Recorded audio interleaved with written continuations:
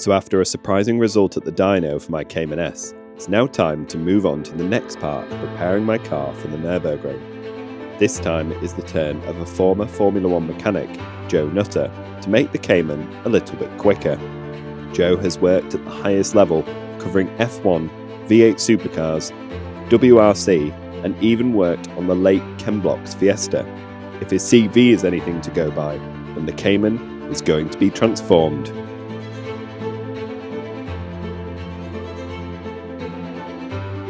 Hi and welcome back to Joe Talks Cars, and welcome to another video in the series of preparing my car for the Nürburgring. We've brought the car to Joey's speed shop. As you can see, he's an expert in setting the car up for geometry, so we'll go and have a chat with him, see what we're going to do, and yeah, get this car driving in a straight line.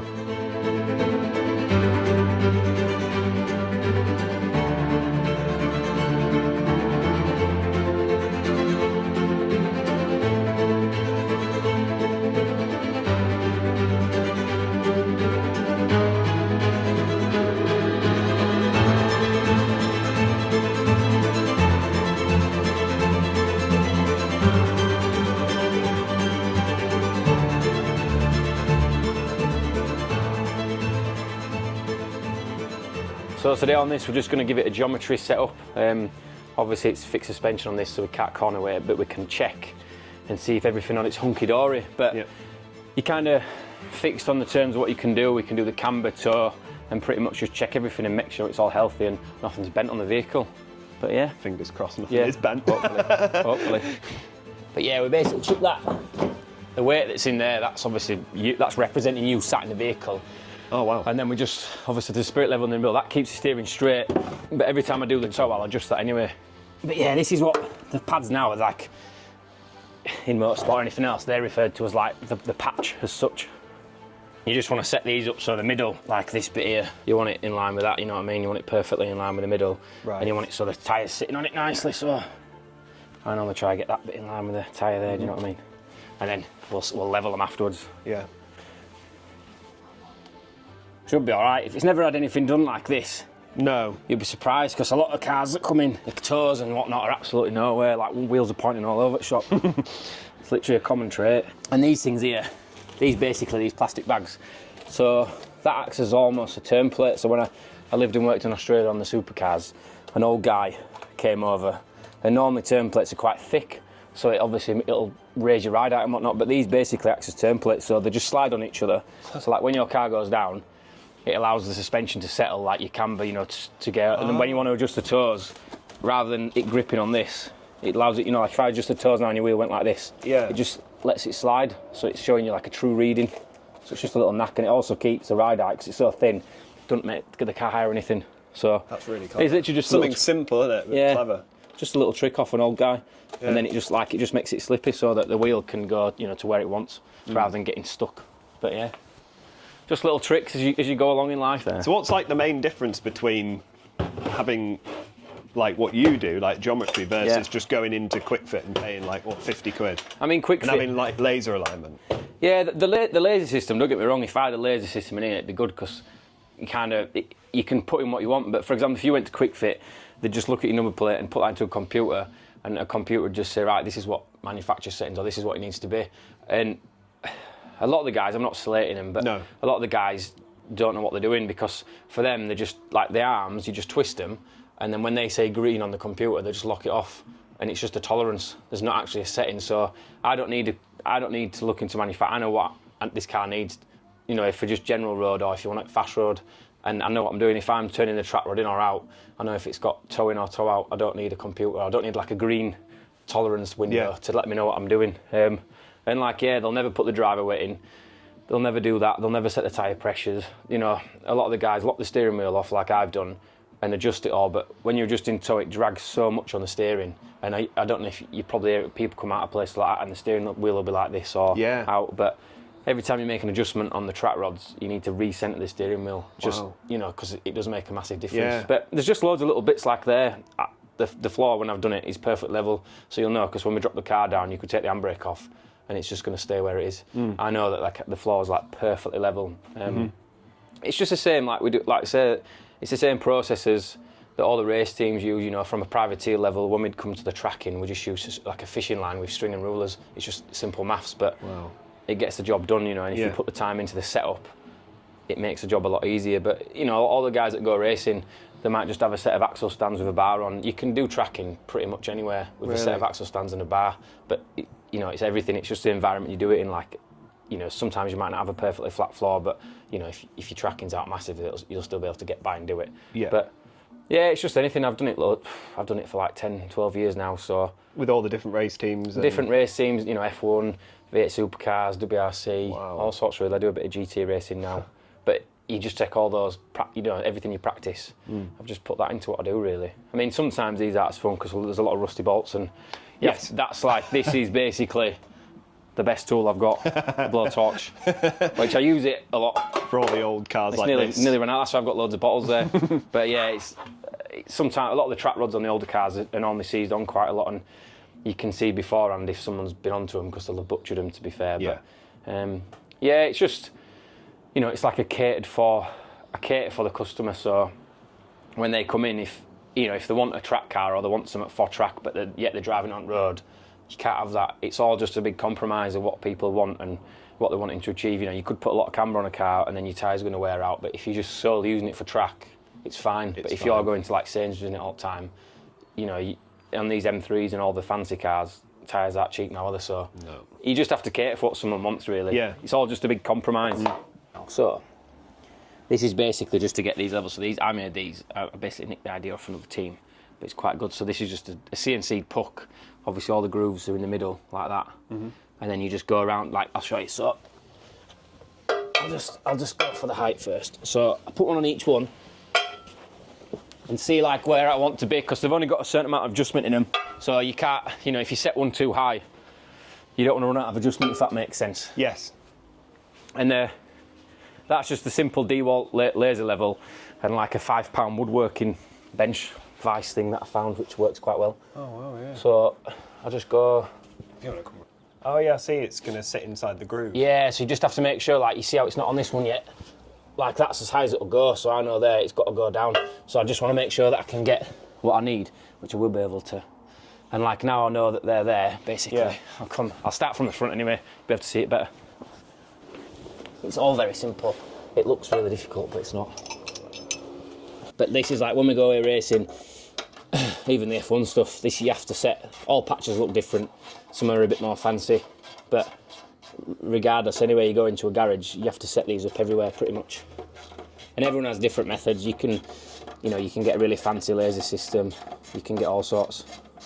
Back in the day, you just used to have bars, so you'd set this patch and then you'd have a bar, like a straight bar across with like a spirit level or the digi level, set that, and then vice versa. But it was it's quite a long process job. Then this just makes it really simple. So this is what an F1 car would sit on if you were doing an F1 car? Yeah, the same principle. Like this is literally the patch and they're the scales. So yeah, they just obviously have a different... Most race cars have set up wheels, so it's just like almost a false wheel, and it just comes down, and rather than a wheel, it's just got two roller bearings, so it sits on and just slides around. Yeah. But it just means you can get way more access to everything, and it just eliminates, sometimes a tyre might have it just eliminates a tyre out of the setup window. You almost could have a dodgy tyre, couldn't you? But the race teams that do use these, they'll just have a set of wheels and tyres for setup only. So you're trying to get that laser basically in that line? Yeah, just in the line. And once it's sat in that groove, you know it's fully level. It's pretty much fully level, ready to go. It is tiny, this. It's literally like smaller than a Mini. Yeah, because it's, even compared with like the new GT4, it's like small still. Yeah, it's tidgy, innit? Yeah. I'll just take these back bits off. Peak era. Right, so I'll just get ride heights first, and then, I mean, they're fixed anyway, so you can't adjust them. But you just take the figures for them. Yeah, so see what they are. So if it's dropping on one side, there could be something wrong with it. Yeah, and like it's got, obviously it's, how it looks now is how it would look. It's obviously you're sat in it as such, aren't you? So, okay, yeah. Say that's how you're, like now, like imagine you're sat in a car at a set of traffic lights or whatever on a flat road, this is how it looks.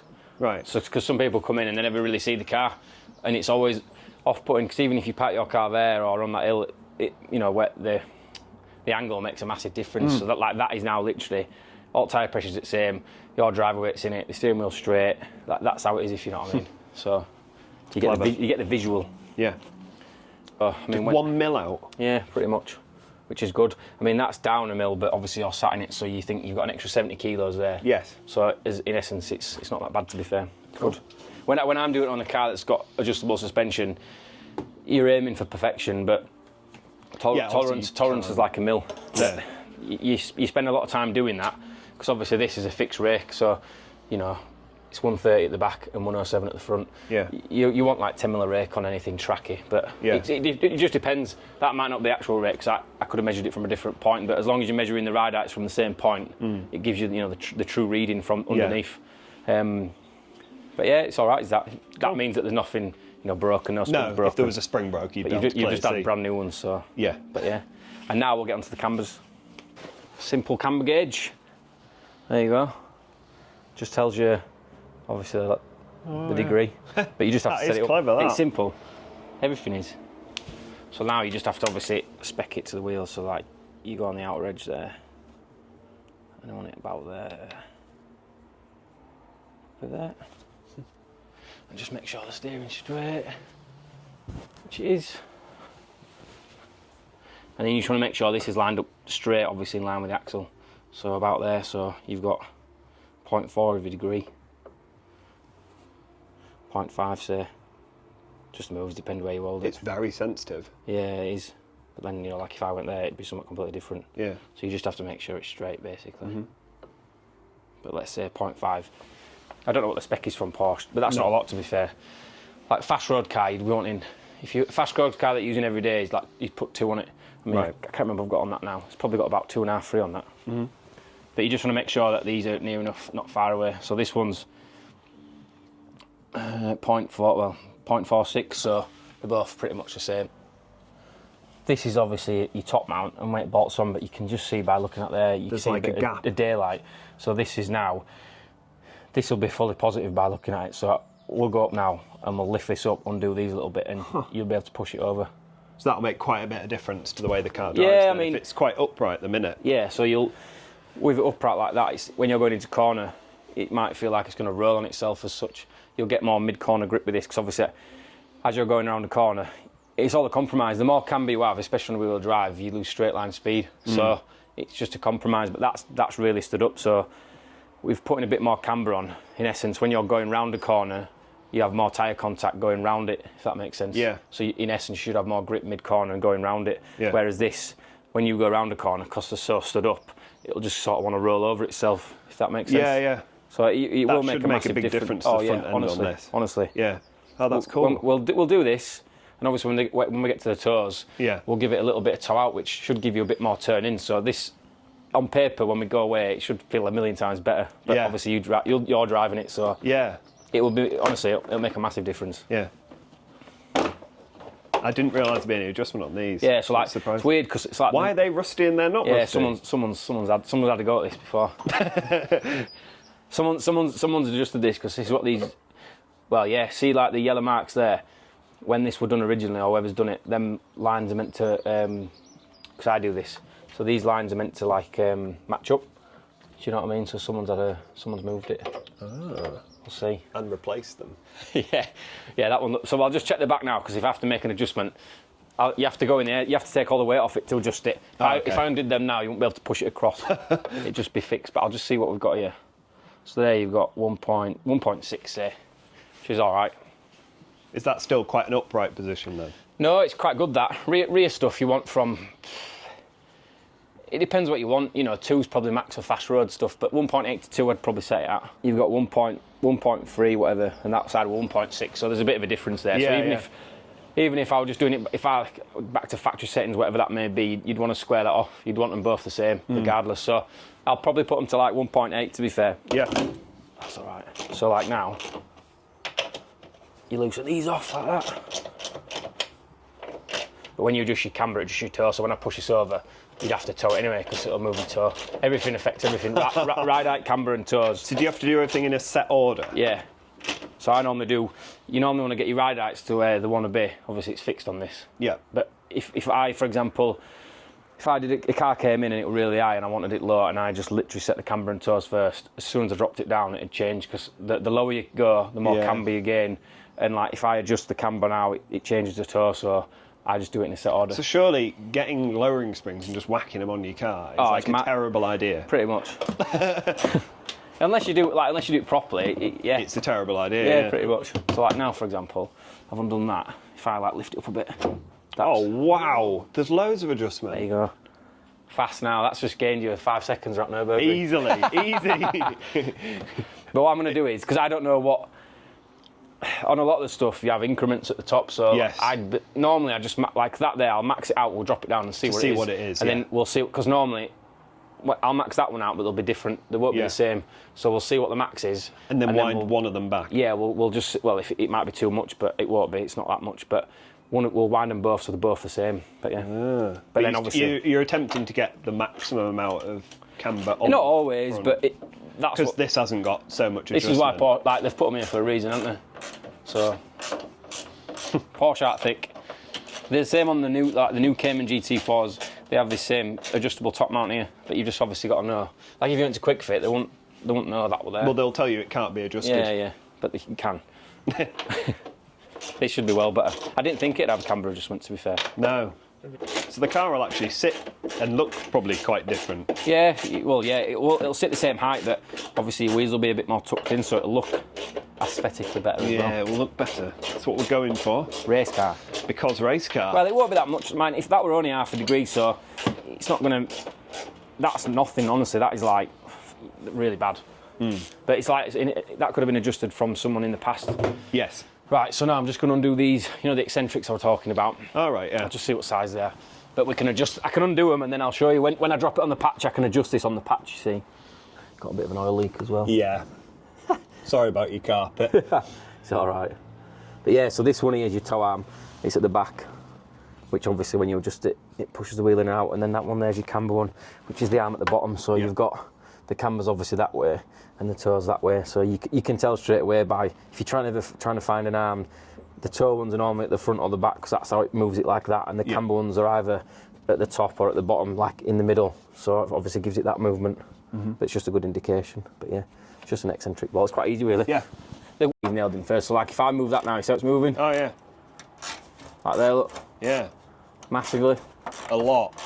Yeah. So yeah. Wow. Yeah, it's mental, isn't it? Yeah. 1.1 degree. Yeah. Does that that's a decent gain? In fact, that already half a degree is quite a lot. That looks quite different already. Yeah, and it'll drive at like half a degree is massive. But I'll just see this side because one side, like I say, one side should be different, but I mean, it is on most cars. So I mean, there you've got 0.8, so that one's gone a bit more. Yeah, you can tell. 0.85 that one. So you'd have to get. We'll just knock one back. That one's max, so I'll just knock this one back a little bit. Yeah. I mean, that's still gone half because that one were lower anyway. So they've both gone half a degree, if that makes sense. And in the back, we'll just adjust the back now while it's there because we can lock it off as well. Surely everything being like quite close without anything ever being done to the car, like no one's ever played around with it. So the fact that everything is about right suggests that it's probably put together properly. Yeah. It's just weird how that top bit will rusty, but it's like when you do this and you uncover things like that. Some cars I've done, and someone's like, obviously, you can see if something's been crashed or. I did a crash repaired one of these, and you could see where they've obviously replaced the parts because you look at it the same as that. Like me, that's straight away. Like, why is that top? Why are them bolts rusty and they're like brand new?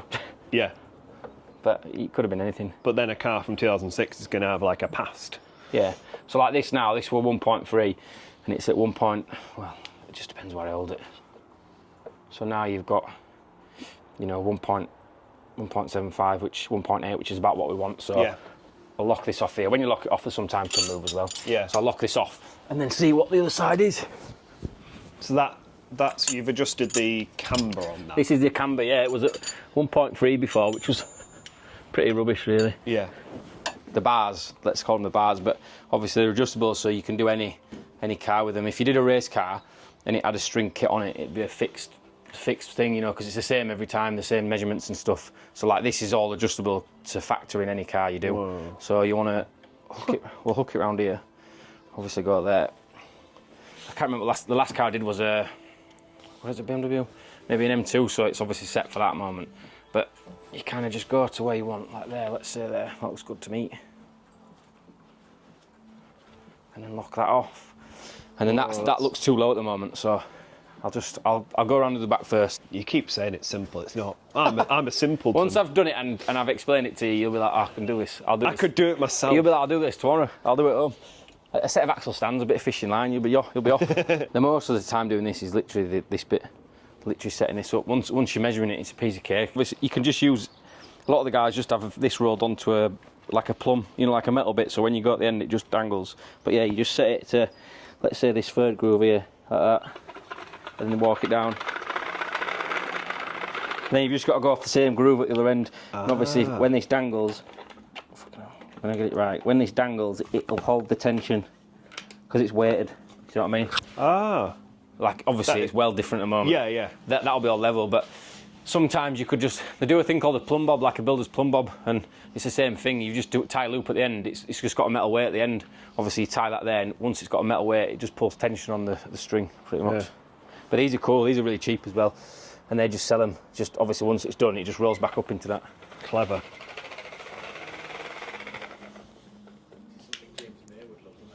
This is what you need if you were stuck in Africa or something. Just get axle stands and a bit of this out. When you put the ruler on, you're just trying to get this line here, like where that is there. You're just trying to get that perfectly flat. So like for me, that's good. Do you know what I mean? Yeah. So if it were down here, if you had that there and then your line were down there, it's not going to read right, is it? Because it's out of sync, if that makes sense. Same there. You don't want it too high. But you get all these like this first, and then you do the next step, which I'll show you. But this one will probably be still quite low, yeah. So like there, look, you know, like I'm measuring that, it's down there. Yeah. You don't want that. That wants to be up there. So you just have to adjust all these so they get them about right. So the poles will go left or right, and up or down or whatever. But it's just because it's been set to a different car, that's all. But it's not a 2-minute job. It's the time, you've got to take the time setting this up, and then when you come to do your tours, it's perfect. If you cheat and like, you know, if I just bodge this and set it up, I'll be reading tours and it won't be true reading. It'll be way out. So you got to just do it right. Now that I'm happy with where that is, and now you just got to get this is called the box. So like the squares, the box is like a reference. So for example, that side 135, and then this side's like 165. So you want to get the numbers the same. So if I just, let's go to 155 for example. But then you just keep going round until you get the same numbers. Because obviously if you move one, it'll affect the other thing. So like that there, that's 152. It's normally, if there's two of you, which there is at racing, you're doing this, you'll just shout your number and you'll just shimmy it across. So it's like, it's quicker, if you know what I mean. What do you allow as like your tolerance then? What? The intertolerance on this, it's got to be. It's got to be. If I'm half a mil out, then your toes are half a mil out, so it has to be perfect. Oh. Perfection is the tolerance. Perfection is the tolerance, yeah. That's why I'm going round about 700 times. 151. Right, this is it, I think. And then I'll show you how to measure it, it's well easy. Yeah, 151. Oh my God. Got a... Right, there we go, 159. Got a stitch, easy. So I know that the box is perfect, yeah? That's in line. So you just take your ruler like this. Then you go off this, whatever, you can do whichever one you want. So I measure it off there. So that is 111, yeah? And then this is 108. So you've got toe out on that, which you don't want. It's quite bad. Right. So you got like 3 mil toe out. You want 1 mil toe in. Simple. I think that's right, innit? I've heard of the up-ram shape maths, to be fair. Same on this one. So you've got 103 on the front and 116 on the back, so it's massive on that. It's towing out loads. So both towing out loads. Yeah, like that's quite bad, that. But then again, I've just moved the camber, so it might be, you know, it could have been affected by that. So tune that up. They both want sorting out. Yeah. And then just want to make sure that this is straight. And then same on the front. So you've got 140. So 144, so that's closer. That's 4 mil toe out, which is still a lot.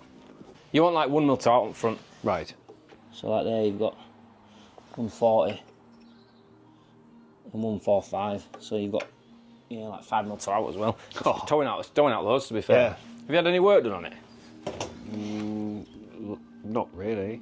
I mean, obviously it's had its coolant pipes done, which drops the front subframe. Yeah, that might be why. Well, the rear subframe will have come off when its engine was redone. Yeah, it's something. No, I mean this just wants the camber and the toe going like hand in hand, if you know what I mean. So obviously changing the camber will have knocked it out a bit, yeah, but it was probably already out.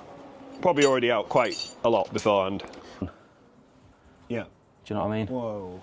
And out there, let's say it's 109, so you've got a mil. Do you know what I mean? So there you've got 1 mil. 1 mil. Like it's toe's different. It's opposite. So like you've got a bigger number there and a smaller number here, but that means obviously this gap's bigger, so it's pointing in. Do you know what I mean? Yeah. Whereas if that number were littler, which it was before by quite a lot, obviously this gap to here is smaller, which obviously means it's pointing out, and that gap's bigger. It's opposites. It's quite weird to work out when you first start doing it. So like you always want, like at the front, I want a smaller number at the front of the car. We want two out.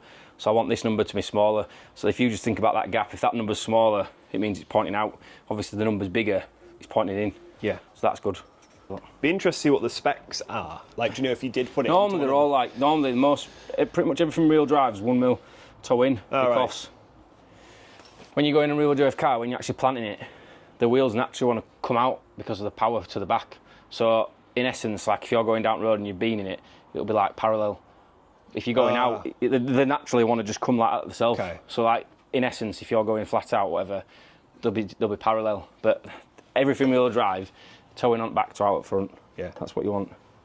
Whereas here you've got like 111 there, and 106 there. So this one's pointing out loads. Yeah. I'll just do the same. Because of the pivot points there, it makes a massive difference. Yeah. Isn't that? That's what we want. Right, so I'll just check the other side. I'll do them up when it's in air, because it'll be a bit easier, to be fair. One more. So that's 1 million and that's 1 million. Right, yeah. And they were like, let's say before, that were like 4 mil toe out and 5 mil toe out, so it was massive, to be fair. And then we're on to the front, which front's a bit more, I won't say it's technical. You just have to toe out, but you just want to make sure that obviously every time you make an adjustment, you have to recenter the steering wheel back, obviously centre on there. Of course, yeah. Because if not, it creates, well, you don't want to drive out and your tracking be good, but your steering wheel down, pointed one way. It with fuel in it, 1432 kilos. Impressive. It's not bad, is it? That is a really light car. Fast, power to weight ratio, but then you want, see how that number there is 48, the percentage. Yeah. So that's basically this. So that number there is referencing to like that. So where these two arrows are here, that's your corner weight. So it's the front right and the left. So that's a percentage there. So you want that to be as close as 50%. So it's not. So 47.91 is a very. 40. It's not. It's all right. It's not the best. If you corner weight in that now, that's what corner weighting is. You get that to 50, but then you get. It's like here. You're 20 kilos out at front, and you're a bit out there. So you just. It's like a compromise because you use the perches on the suspension to tune that.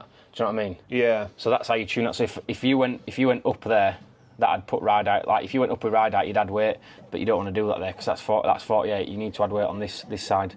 So you'd go like, if that were me now, and I know them ride outs are within a mil there, so they're perfect. Yeah. So you'd go plus a ride out turn, plus a ride out turn, minus a ride out turn, minus a ride out turn, and it'd switch all the weight around. So that'd probably go off that 48. So you'd probably get like 49.5 just by doing that. But then because your ride outs are good and you're doing opposites, it keeps the ride out the same. It like almost keeps the ride outs and just switches the weight around. But you can only do that.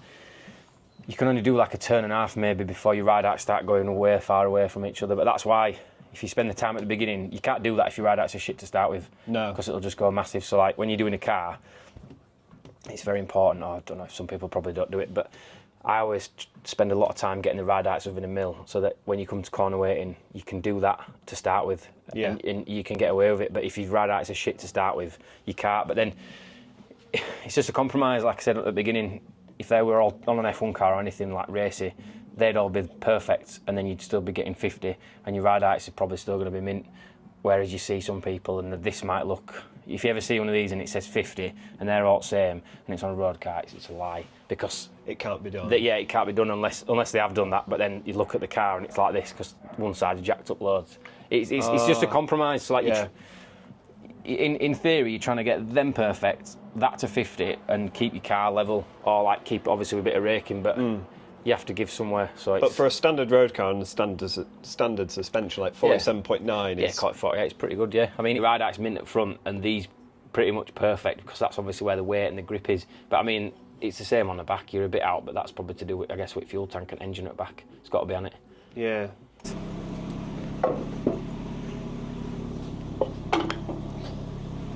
Made for it.